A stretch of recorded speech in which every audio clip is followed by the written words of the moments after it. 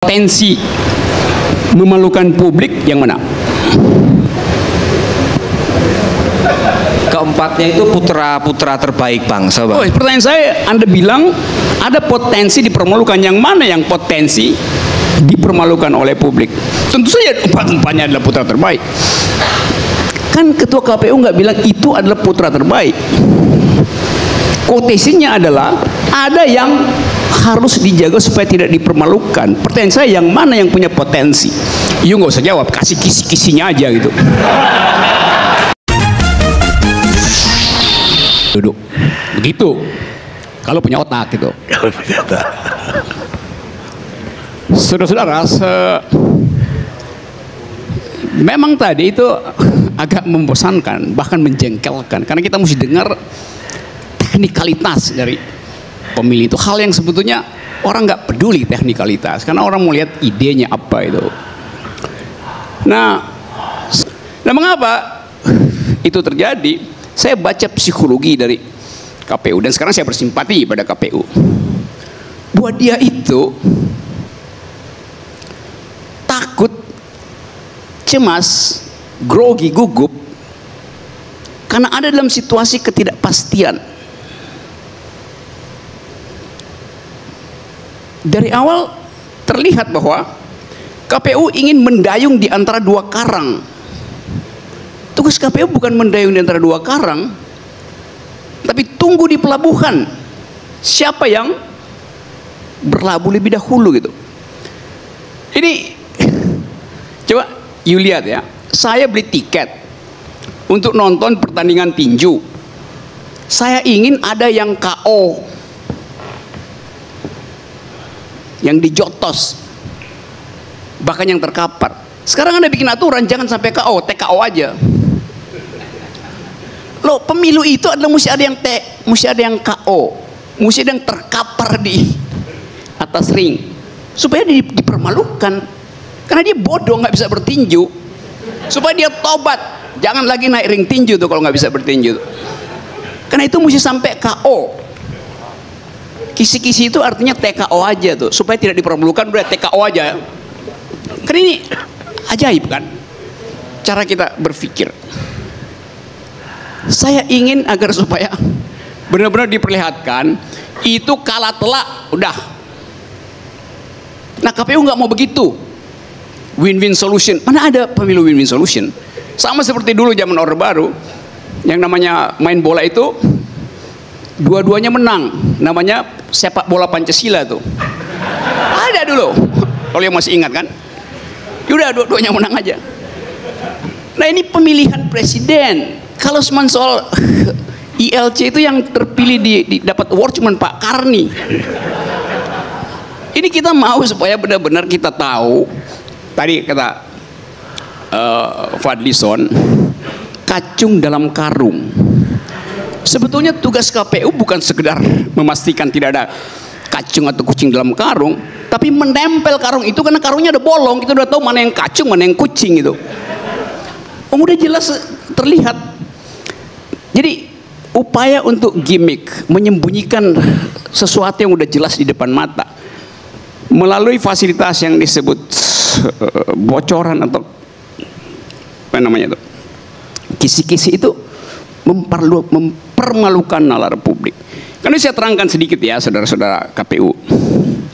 Dulu sebelum reformasi, kita civil society terlibat dalam upaya untuk menghasilkan kecambah dari KPU. Mulai kita pelajari apa itu NAMFREL di Filipina. Kita bikin KIP dalam upaya untuk mempersiapkan sebuah masyarakat yang nanti tidak kaget dengan demokrasi yang terbuka itu. Itu awalnya, itu asal usulnya tuh. Jadi reformasi itu menghasilkan dua institusi yang betul-betul radikal, KPU dan KPK. Itu nyalinya begitu waktu itu. Jadi KPU tugasnya awalnya adalah tugas etis untuk mencerdaskan kehidupan demokrasi. Itu tugas pertama KPU, tugas etis. Itu pesan reformasi. Tugas teknisnya gampang, siapin kotak suara itu tugas teknis, tapi tugas etis yaitu mencerdaskan kehidupan demokrasi bangsa ini. Nah, kalau Anda suruh presiden atau calon presiden untuk mengira-ngira jawaban melalui kisi-kisi yang Anda bocorkan, itu sama seperti Anda suruh presiden menghafal kemungkinan jawaban. Dia akan hafal kemungkinan jawaban. Jadi bayangkan, presiden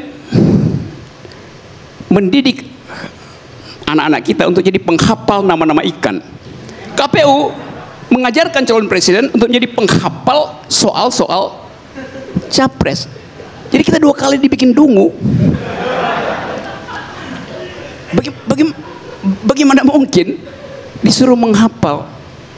Jadi saya catat soal yang dipertengkarkan tadi.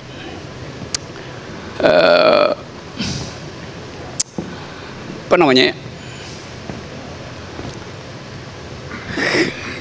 Kebiasaan untuk seolah-olah ingin mendamaikan potensi konflik, itu kebiasaan buruk dari bangsa ini. Itu semi feodal gitu. Biarin aja dia konflik. Memang politik itu mesti ada konflik supaya ada konsensus. Kalau nggak ada konflik ngapain ada konsensus? Jadi kita ingin agar supaya itu jadi duel yang benar-benar berdarah-darah, supaya yang kalah nanti dia juga akan dendam habis-habisan untuk menjadi oposisi yang bermutu. Itu maknanya kenapa mesti ada yang dikalahkan di situ tuh. Jadi ini fasilitas memang untuk menguji habis-habisan. Berdiri di depan podium untuk berdebat itu ujian logika, ujian etik, ujian psikologi, ujian retorika, seluruh harus dipamerkan di situ. Jadi jangan dibikin seolah-olah demi Pancasila lalu kita takut untuk konflik. Konflik itu menghidupkan demokrasi. Yang berbahaya adalah konflik dengan kedunguan. Jadi teman-teman semua atau saudara-saudara, saya ingin lihat kembali KPU itu tumbuh sebagai institusi yang punya integritas, yang nggak mau didikte dari kiri kanan. Kalau Anda tadi bilang bahwa akhirnya kami pertemukan dua belah pihak itu, artinya Anda didikte oleh dua belah pihak. Kan buruk kan persepsi itu tuh. Nah, yang terakhir mungkin supaya kita tidak terlalu berlama-lama lagi di dalam kekacauan pikiran semacam ini, coba kita biasakan untuk menghadapi pertengkaran politik sebagai persoalan biasa sehari-hari. Ini kan dibikin tegang seolah-olah hanya dalam tahun pemilu orang boleh ucapkan oposisi, orang boleh berkampanye. Sebetulnya sejak hari pertama presiden terpilih, oposisi udah bekerja, jadi politik udah bekerja, kampanye udah bekerja, biasain aja. Nah, saya ingin usulkan pada KPU ini semacam proposal. Coba KPU kerjasama dengan kampus di luar jadwal yang resmi, sehingga kampus bisa bikin proposal ke KPU untuk mengajak presiden berdebat itu. Ya presidennya nggak boleh nggak datang, kan nanti dinilai juga presidennya nggak berani datang. Tapi ada hak publik untuk menyelenggarakan pemilu, bukan sekedar hak negara lewat KPU itu. Ada hak publik untuk mengundang kandidat berdebat di kampus itu, supaya diuji di situ pikirannya. Anda nggak bisa uji pikiran kandidat di depan panggung, karena itu setelah dia ngomong nggak ada tanya jawab karena orang ingin dengar lagu dangdut. Tapi coba datang ke kampus sehingga dia diuji oleh dosen, mahasiswa. Itu sebetulnya pendidikan politik kita tuh. Apa itu? Nah, Anda bisa bilang begini, itu nggak ada dalam jadwal KPU. Itu teknis soalnya tuh.